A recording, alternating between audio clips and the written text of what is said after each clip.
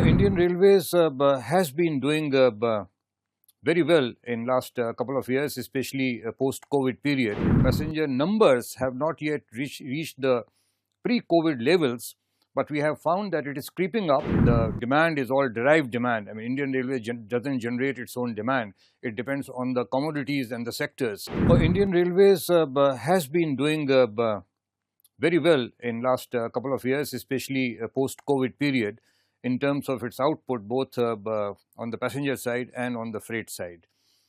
We have seen that Indian Railways has been achieving the highest ever loading and setting new records.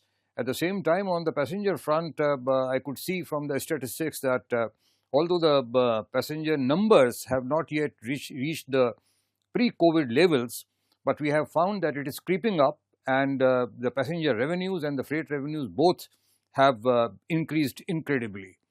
So we can see that during this year, the targets that were set were around a very ambitious target for the freight traffic of 1700 million tons, and against something like 17 million tons that was achieved last year.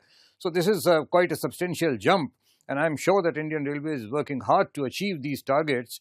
And also on the passenger side, the targets for the passenger revenues have been set pretty high at over 92,000 crores. I mean, normally 1/3 of the revenue comes from passenger segment, and about 2/3 of Indian Railways revenue comes from the freight segment.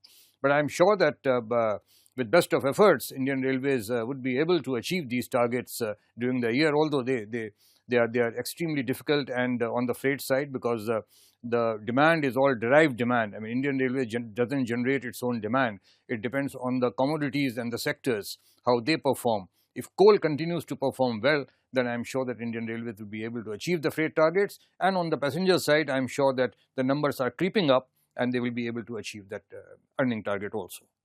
Okay, sir. Sir, in last 10 years, railway has seen many changes, reforms and developments. How do you see these changes? Indian Railways reform and development, I think you have what I would always call the last 10 years of 2014 to 2024 to be the golden decade of Indian Railways, because the kind of performance that has been given by Indian Railways is phenomenal. I mean, if we really look at in terms of Indian Railways freight loading, it has gone up on a cumulative basis compared with the previous decade of 2004 to 2014. It has gone up by 1.5 times, from 8,000 million tons to about 12,000 million tons during the last 10 years. At the same time, if we really look at the overall revenue generation of the Indian Railways, it has grown to about 18 lakh crores from about 8 lakh crores in the previous decade. At the same time, I mean, government's investment policy and the thrust that has been given to the infrastructure sector has resulted in the component of the gross budgetary support increasing from 1.5 lakh crore in the previous decade to about 8 lakh crores in the last decade. So the performance has been tremendous. I mean, like, not only the push that has been given to the infrastructure sector, especially the railways, by the government, but the Indian Railways has also come up to the expectations despite a very disturbing COVID period. Okay. How do you see Indian Railways capex utilization and the possible allocations this year? The capex utilization is very, very essential. In fact, about 10 years back, it was thought that Indian Railways is suffering on account of capacity constraints in the system, and is not able to carry out the traffic and the demands, not able to meet the demands of the industry and the manufacturing sectors. So therefore, it was necessary that investments in infrastructure is made.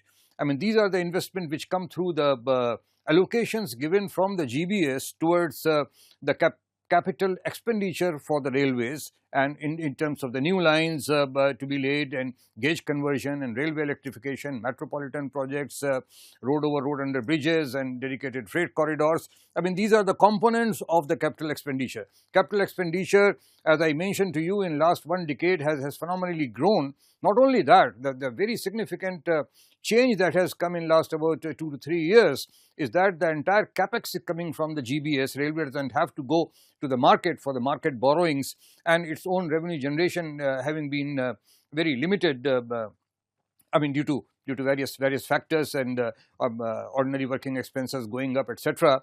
So we have seen that in last 2 years, 2,50,000 crores each year has been given as towards its capital expenditure, and we have seen that Railways has been able to utilize all these funds of capital expenditure fully, and I am sure that with the performance of this year going to end with 100% utilization of the allocations towards capital expenditure, Indian Railways certainly has a claim for increase in the capex by another about 15% in the budget.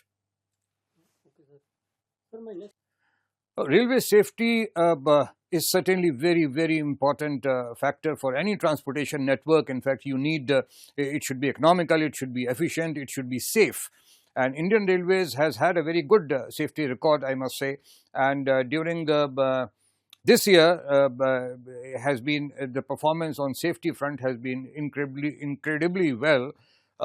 With very limited number of, I think by about November or so, just about 11 accidents that have taken place compared with many accidents that had taken place last year. So we find that a lot of efforts have been made and a lot of investments have been made in various safety related works on the Indian Railways, including Kavach, which is now kind of, it has been taken up as a mission area and to be implemented all over the Indian Railways. I'm sure this will further improve, because as far as accidents are concerned, there is no statistics, it is always zero. You also mentioned about the passenger rush. Yes, there are seasonal passenger rush which takes place during festivals, during summer times, and during organizations of various fairs like the Kumbh fair that you have seen. Yes, at that point of time we see that there are certain days when the situation is very precarious, and the Railways is perhaps unable to meet the demand of the passengers who are desirous to go back. So these seasonal peaks should be taken care of, and I'm sure that more and more rolling stock, the way it is being inducted into the Railways, will certainly take care of these kinds of situations in future. Sir, my last question is, what are your expectations from the budget, which is part of general budget? And as you have written Railways in budget recently. Oh, that's what I call is there used to be a railway budget. I mean, very interestingly, this is the 10th year after the railway budget, and you have all covered railway budget, and the Rail Bhavan used to be agog with activities and with the OB vans all over, and also the press and journalists covering the railway budget. But railway budget was merged in 2016, was the last railway budget. 2017 was the first merged railway budget. And this was a major reform of Indian Railways. I would call it the historical reform, because this has unshackled the railways and depoliticized the Indian Railways from whatever it used to suffer on account of some populist announcements carried in the budget. 10 years are over. Year on year, now we find that Railways does get a mention in the budget document, even in the budget speech, and I would expect that many more reforms are to be undertaken, but whether they will be part of the budget speech or not, that I'm not sure of. But in any case, we are looking forward to increased allocation towards the capex, and also at least announcement for 3 dedicated freight corridors, because these are most essential in terms of and there are of course many other things in terms of the passenger comfort levels and station redevelopment, and also perhaps hiving off various non-core activities of the railways, including its PSUs and production units, etc.